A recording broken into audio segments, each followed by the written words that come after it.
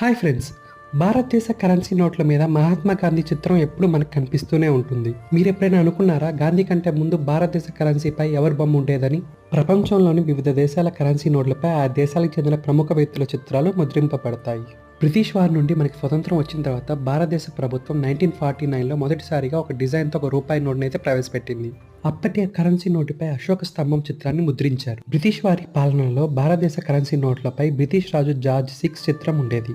మనకి బ్రిటిష్ వారి నుంచి స్వతంత్రం వచ్చిన తర్వాత భారతదేశ కరెన్సీపై బ్రిటిష్ రాజు చిత్రాన్ని తొలగించారు. అశోక స్తంభంతో కూడిన నోట్లు ఎందుకు రద్దు చేశారంటే ఆర్బీఐ ఈ విధంగా వివరణ ఇచ్చింది. నకిలీ నోట్లపై అశోకుడి స్తంభం ముద్రించడం చాలా సులభం, అందుకే ఈ నోట్ను రద్దు చేశారు ఆర్బీఐ. అప్పట్లో 20 రూపాయల నోటు మీద ఒరిస్సాలోని కోనార్క్ గుడి చిత్రం గుర్తుగా ఉండేది. 1000 రూపాయల నోటు మీద అప్పట్లో తంజావూరుకు చెందిన బ్రోసిరా ఆలయం గుర్తుగా ఉండేది. ఆ తర్వాత 5000 నోటుపై గేట్వే ఆఫ్ ఇండియా చిత్రం గుర్తుగా ఉండేవి. 1969లో మొదటిసారిగా రిజర్వ్ బ్యాంక్ ఆఫ్ ఇండియా జాతిపిత మహాత్మా గాంధీ చిత్రంతో కూడిన కరెన్సీ నోట్ ని